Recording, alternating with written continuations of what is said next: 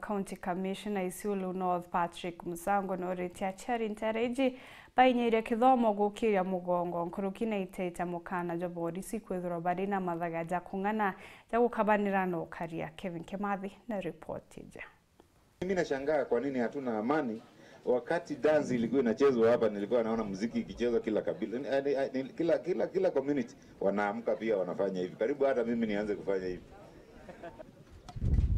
Initially watu wakati walinunua bunduki huku hawakuwa wananunua bunduki ya kuiba, ilikuwa ni ya kuchunga mali yao isikuje kuibiwa. Sasa mkaanza kufanya practice nayo mpaka saa hii mmefika pahali hatuzungumzi mambo mengine Isiolo hii isipokuwa kuzungumzia amani. Tuambiane ukweli, hakuna mtu atabaki na hiyo bunduki haramu. Hapa Leparua tunajua ziko bunduki 13 zile zinasumbua. Tunajua na tunajua wenyewe na tunajua ni bunduki aina gani. Hakuna siri. Kama ni gamia ama ng'ombe ya watu iliibiwa tunajua iko kwa boma ya fulani. Kama mliuza shauri yenu tutakujia ile iko. Operation bado haijatangazwa. Nani amesikia imetangazwa?